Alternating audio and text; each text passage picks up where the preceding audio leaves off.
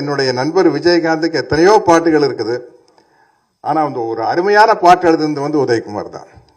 சின்ன கவுண்டர் படத்துல வானத்தை போல மனம் படைச்ச மன்னவனேனா, எங்க போனாலும் அவர் நினைவா ஒரு நிகழ்ச்சி நடத்தணும்னா விஜயகாந்தை பொறுத்த வரைக்கும் வானத்தை போல மனம் படைச்ச மன்னவனே தான்.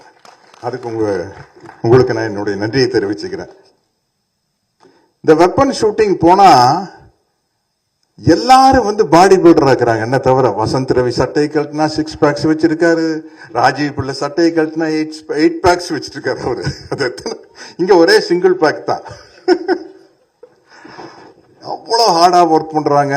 ஆனா நம்ம ஸ்டண்ட் மாஸ்டர் சுதீஷ் வந்து ரொம்ப, அவர் எனக்கு நம்ம புதியவான எல்லாத்துலயும் ஒர்க் பண்ணிருப்பார். எல்லாம் அப்ப வந்து விக்ரம் தர்மா, சூப்பர் சுப்பராய மாஸ்டர் கிட்ட எல்லா படத்துலயும் அவரு சுதீஷ் ஒர்க் பண்ணுவார். அந்த எக்ஸ்பீரியன்ஸ், அதனால வந்து எங்களை எல்லாம் ரொம்ப கஷ்டப்படுத்தின மாஸ்டருக்கு. சூப்பர் சுப்பராயன் கிட்ட எல்லாம் ஒர்க் பண்ணிட்டோம்னு வச்சுக்கங்களேன், எங்க வேணாலும் போய் சண்டை போட்டுடலாம், அப்படிப்பட்ட மாஸ்டர்.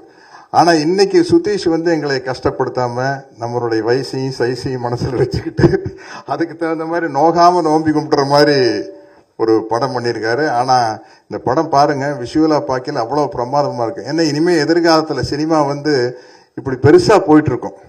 நான் எப்படி வேணாலும் ஒரு நடிகரை காட்டிடலாம். இப்போ பாகுபலியில நடிக்கலையே நான் இதே வெயிட் தான்.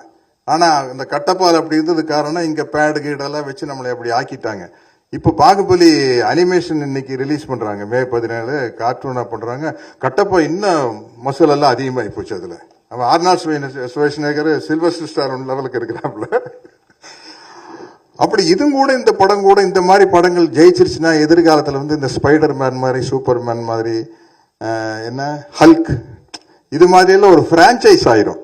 அந்த பிரான்சைஸ் ஆயிரும்னா காலம் பூரா அது இருந்துகிட்டே இருக்கும். அந்த காலத்துல ஒரு சைனீஸ் படம் வந்தது.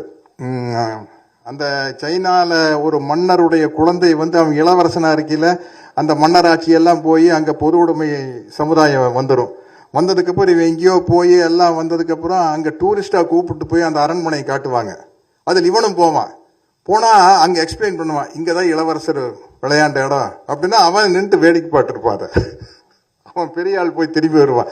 அது மாதிரி ஆயிரும். நம்ம ஒரு 10 வருஷம் கழிச்சு இந்த RFC ராமோஜிராவ் பிலிம் சிட்டிக்கு போனா இன்னும் 10 வருஷத்துல 80 வயசு ஆகி போயிடும் உதய் சார். இப்பவே 70 போனா இதுதாங்க கட்டப்பான்னு நம்மகிட்டே காட்டுவாங்க.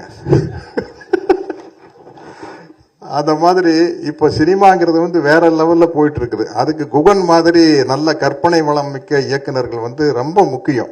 வேற லெவலுக்கு கொண்டு போறதுக்கு வந்து ஒரு சினிமாவினுடைய வெற்றி, அதனுடைய வளர்ச்சி தான் வந்து அதுக்கு அதிகப்படியா செலவு பண்ண வைக்கும். அப்படி இப்ப வந்திருக்கிற இளம் இயக்குநர்கள் வந்து வியாபாரத்தை பெரிய அளவுல பெருக்கிட்டாங்க. இன்னைக்கு தமிழ் சினிமாங்கிறது வந்து இந்தியா பூரா போகுது, ஜப்பான்ல போகுது, வெளிநாடுகள் முழுக்க நம்ம தமிழர்கள் வந்து உலகத்தில் அதிகமான நாடுகளில் வாழும் இனமே தமிழ் இனம் தான்.